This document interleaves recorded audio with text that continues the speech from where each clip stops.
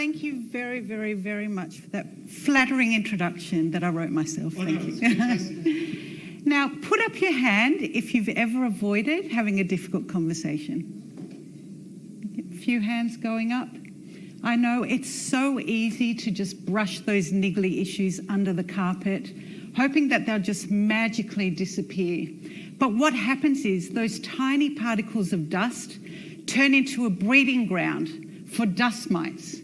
Next thing, they seep out from under the carpet and your chest feels tight as they take over your whole house. And next thing, you find yourself in a hospital room, unable to breathe without an oxygen tank. And then you think to yourself, if only I dealt with that niggly little situation when it was just a tiny particle of dust and I could barely see it, but I definitely knew it was there, I wouldn't be in such a serious situation. Can anyone relate to something like that? The same hands are going up. It's okay. You're all human. Let me tell you about a difficult conversation I recently had to have. I've got 3 teenagers, so they're 11, 14 and 16, which is one of the reasons why I'm so happy to be here with you in Melbourne, because they're back in Sydney giving my husband hell. But they mean the world to my father. He loves them more than life itself. The really frustrating thing for me to watch is, though, that he struggles to express this love to them by the way he communicates with them and behaves with them. You see, he was brought up with a very authoritarian father, and he took on this parenting and grandparenting style, much to the detriment of the relationships with his kids and grandkids, namely me. So a few months ago, he took my 11-year-old son to play mini golf in the school holidays. And this should have been a really fun, bonding experience. But my son came home and said to me, "Mum, I never want to play mini golf with him again," which is sad, made me sad. And when I asked him why, he said the whole time my dad was telling him that he wasn't standing properly, he wasn't holding the clubs properly. Why was he looking that way when he should have been looking that way? Why was he humming when he should have been concentrating on the ball, etc., etc. And my son came home just feeling criticised and stressed. And my daughters have had similar interactions with my dad, just with different scenarios. Now, the easiest way for me to deal with this sort of situation, and believe me, I did it for a few weeks, is to just tell my kids to just suck it up. He's from a different generation. He's got reasons for behaving in the way he does. And believe me, this was the easier option because I was afraid to bring this difficult conversation to my dad. I didn't want to hurt his feelings. I didn't want to make him angry. And I really did not want to make the situation any worse. But I noticed as time went on, the tension was building and building. And I knew that if I would just continue to avoid this confrontation, I was robbing both my dad and my kids of the loving, enjoyable relationship that they really should be having, because I know that the love is there on both sides. So I bit the bullet, picked my timing, and told my dad about how my kids were feeling about him and their relationship. And then I asked him how he was feeling. And we had a difficult but an honest conversation. And he told me things through my questioning that I was able to go back and relay back to my kids, and they were able to tweak their behaviour with a bit of advice from myself and a bit of back and forth. And I'm pleased to say that slowly but surely their relationship is improving. So much so that my beautiful dad turned 75 last week, and my kids, it was their idea to buy their own card from him instead of going to, the joint family card where they've got hardly any room to write anything. And the messages that they wrote literally melted my heart. It was like witnessing a miracle. And once again, it proved to me the importance of having those difficult conversations, even though they're hard. And it also showed me that you can teach an old dog new tricks. So now this is a personal situation, But I've worked as a TV producer, I've employed people for 20 years, and time again, I've had to have the difficult conversation. From inappropriate behaviour, like my team checking their phone messages, in a client meeting, not being patient with a new person on the team, coming to work dressed more appropriate for a nightclub, or should I say strip club? And I had a senior manager come into work every morning, really focused on her social media platforms and sending personal emails. Now, because I grew up with a very headstrong dad and an even more opinionated family, having the difficult conversations and avoiding them was part of my default mode. And I know that I'm not alone. According to Harvard Business School, 80% of people in the workplace avoid difficult conversations. So for all those people that put up your hand, you're in very good company. And 40% of people avoid those conversations for 6 months or more. So that's a very long time for that tiny bit of dust that's almost invisible to turn into something far more insidious. So I could see that the detrimental effect that avoiding difficult conversations was having on my professional and personal life. And it's for that reason I created what I call the real difficult conversation framework. And it's really helped me approach these situations. And I've shared it with thousands of people now through speaking and training and the articles I write. And the feedback I get is that it's creating those miracles that I described with my father too. So who wants to know what it's all about? Yep, great. Now, before I go into it, I would like you to just think of this. Think about a conversation that you've been avoiding and really should be having and probably will be having, thanks to my motivating talk now, in the next couple of weeks. Or a difficult conversation that you've recently had and can maybe reflect on as I go through this framework. I'm going to give you a moment to think of something. Everyone's got something? Okay, great. Because this way you can really apply what I'm going to tell you and make it work in your life and in your workplace.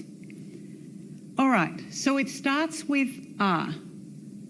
What is the reality of the situation? Explain to the other person what the reality is to you and ask for their reality. So you're explaining your point of view and you're asking for their point of view.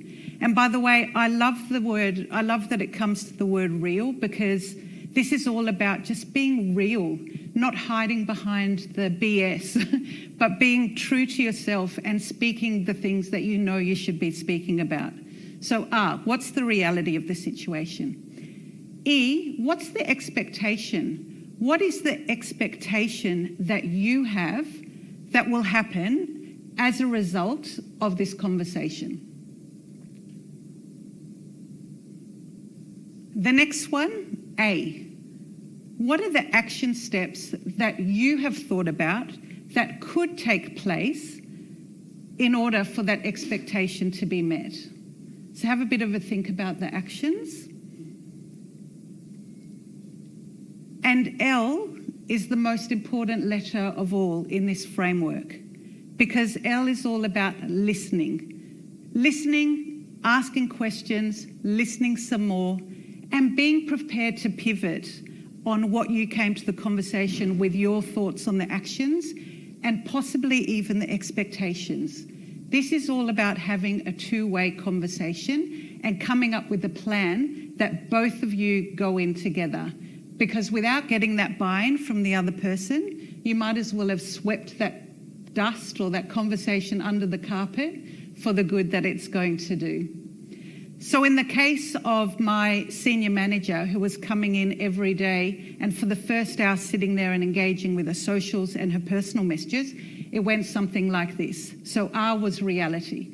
So I notice you come in every day and you sit at your desk and you get straight into your social and personal messages. And as a senior leader, I feel that you should be a great role model for the rest of the team and giving an example of the most appropriate behaviour. What do you think about this? Like, I'd love to hear your thoughts. So she said to me, well, as you know, I'm English, okay, don't hold it against me. But overnight, you know, my family and my friends send me messages and I want them to know that I'm there to support them and I'm still part of the community. So I feel like it's quite urgent for me to respond to those messages first thing in the morning. So, okay, great, I got her point of view. Then E was the expectation. So I said, look, as our team, a lot of them are younger and they're looking to you as the senior leader to role model best practice behaviour.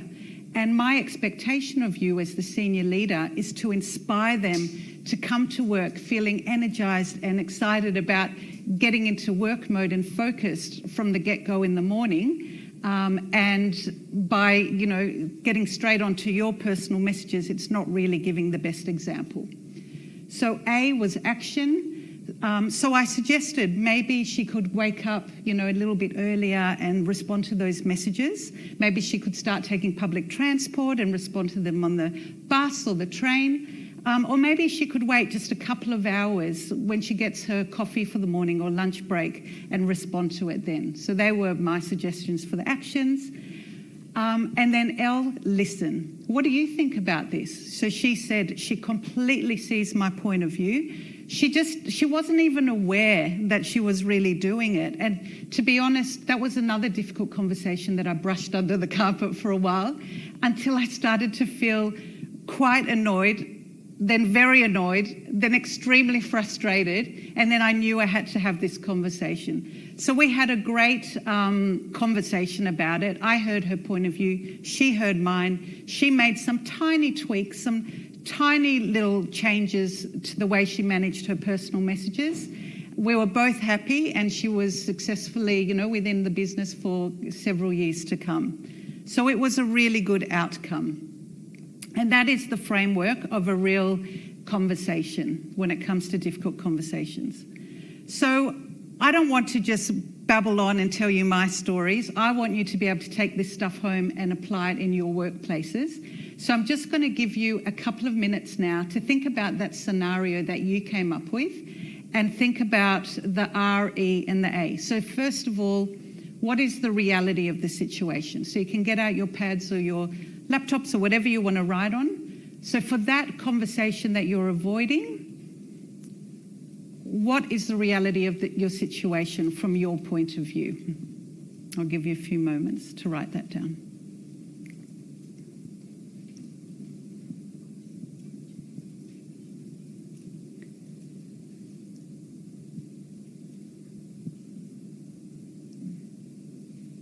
And then once you've got that, what is your expectation? Once you have this conversation, what is your expectation of the outcome?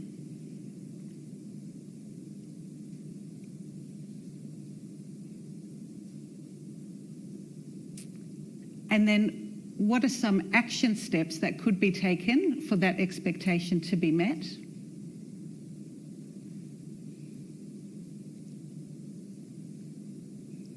And the last part is for homework for you. It's after you have this conversation to adopt that L, which is so important, and listen to what they have to say. Ask questions and pivot and come to a conclusion from there.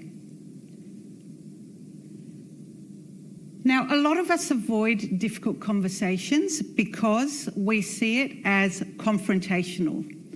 But when we see it as confrontational, just remember that is all in your head. And it literally is in your head. Because sometimes the inner critic and the inner voice we have in our heads aren't very kind to us. And they tell us all the worst case scenarios that can happen and generally do. So as a result, you feel really uncomfortable about having this difficult conversation. But if you can just reframe that confrontation to you taking control of the situation and giving control as well to the person that you're talking to, because it's a two-way street. It's not you being the police person going, you do it like this, da da da da da. You're giving control to yourself and to the other person. And by reframing it as taking control, that will give you the confidence to come to the conversation with confidence, clarity, and know that you're just going to make the situation better, not just for you, but for the other person too, who thinks that they can go back to their workplace and apply some of this stuff. A few hands? Okay, good. Great. All right. Now that I've spoken about the real communication framework, I want to share with you another key ingredient that's going to take your conversations to a whole new level. And that is coming to it with a curiosity mindset.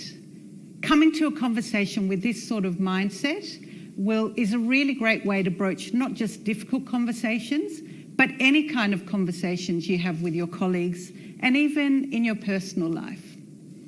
Now, I know you're all sitting there wondering, what is a curiosity mindset? And if you are wondering that, give yourself a pat on the back, because being curious is the essence of what a curiosity mindset is all about. Now, let me ask you, and be honest with yourself, how many of you go into a conversation with a colleague and have a preconceived idea or assumptions about what they're going to say? Anyone? Okay. Again, I need to congratulate you guys because you're human. The rest of you are some sort of asteroid or alien, because it's just human nature to do that. You know, some of us do that most of the time, and most of us do that some of the time. What category do you fall in? Are you a some or a most of the time? And the reason we do that is because we interpret everything that goes on in our life through our sense of self. So from the time when you were a cute little toddler and you could recognize your own reflection in the mirror and started hugging it and kissing it, you recognized your sense of self. And from this time on, everything that was ever said to you and communicated to you was interpreted through the lens of your own experience.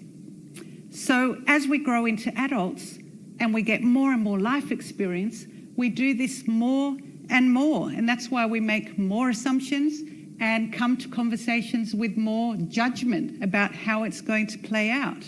But the problem is we lose the most natural thing that we're born with and that children have, and that is curiosity. So put up your hand if you have kids. A lot of you. Okay. So let me ask you, what's your name? Corinne. Hi, Corinne. What was your children's or child's favourite word between the age of 4 and 6? Why? Oh, okay. Funny that. Well, that's true.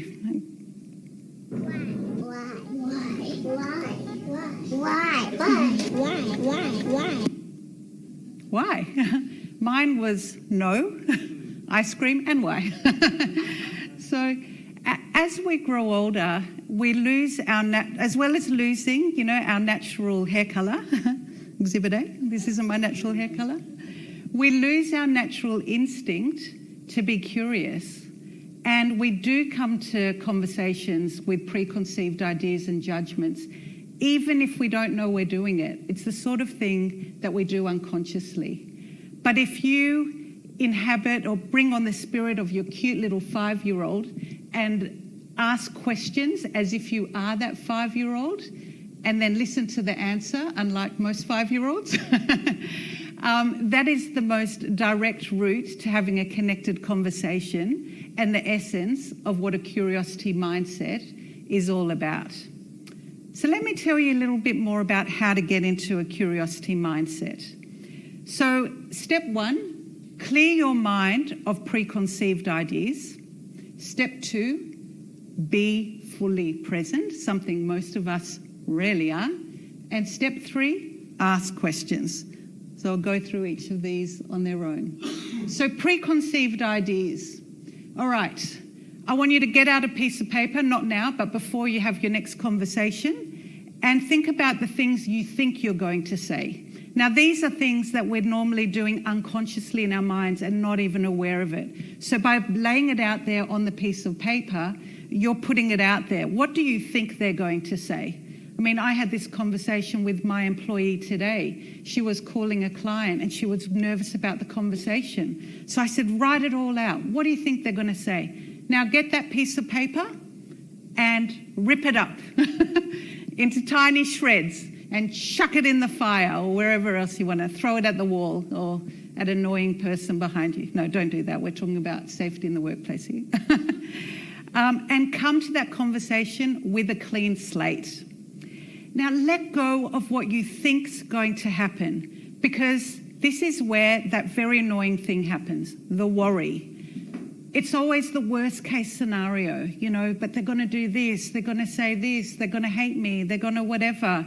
And I was privileged enough and lucky enough to listen to a talk given by the wonderful author Elizabeth Gilbert just before COVID, and she was talking about worrying. And what she said was the word worry, to worry, comes from the Latin word to strangle.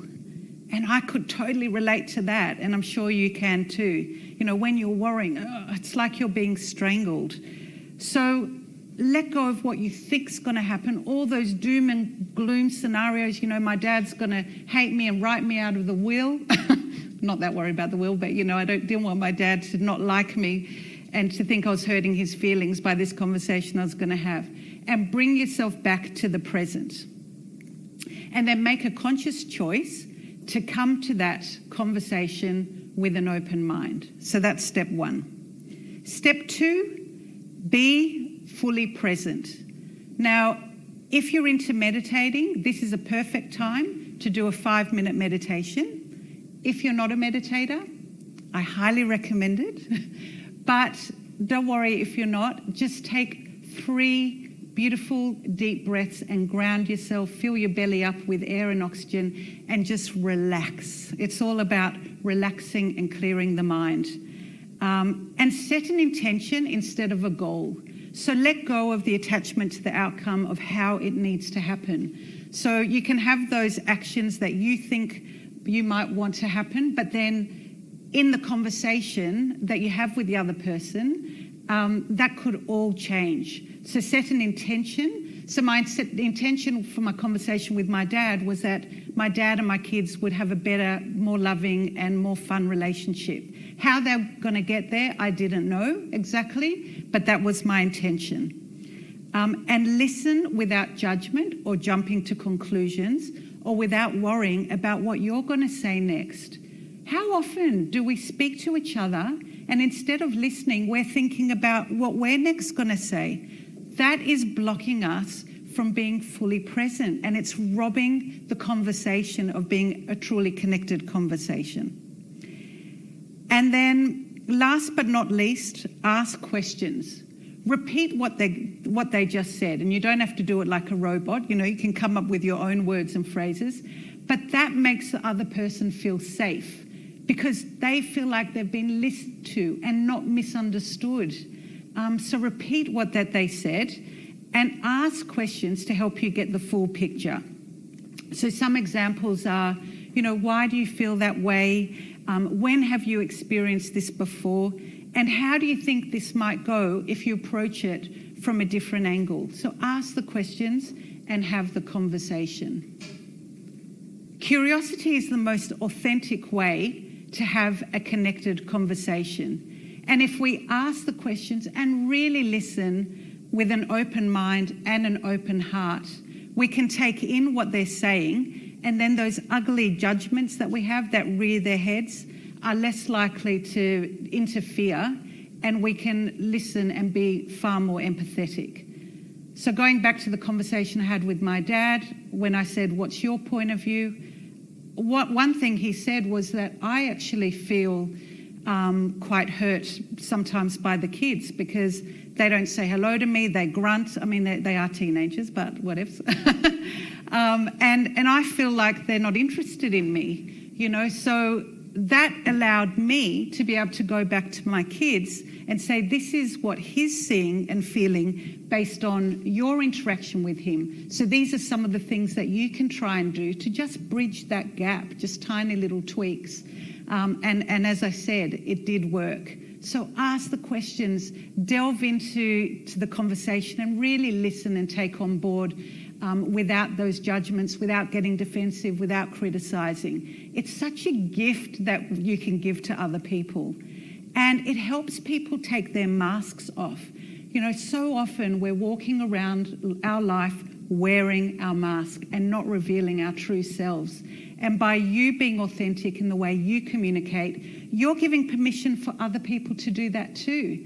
And people communicating authentically and even a little bit vulnerably in the workplace is an unbelievable thing in creating that strong, connected culture and helping with a myriad of issues like mental health issues and a whole range of other things.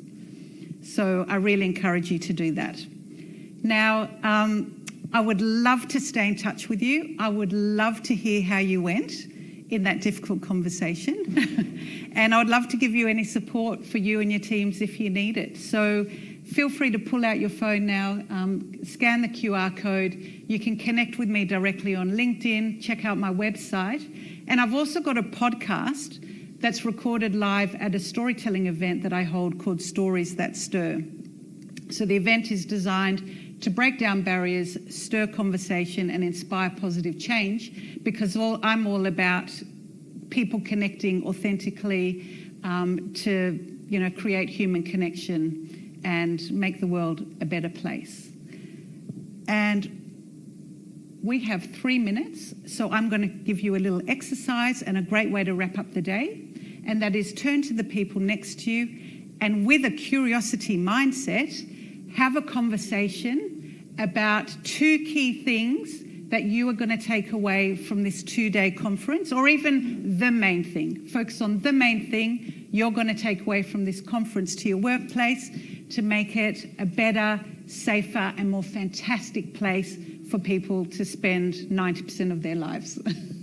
Thank you very much. Everyone, a round of applause for Monica, thanks. Okay, go for it. Have that conversation. And you've got to have that conversation. 2 minutes. Got to have the conversation. 2 minutes.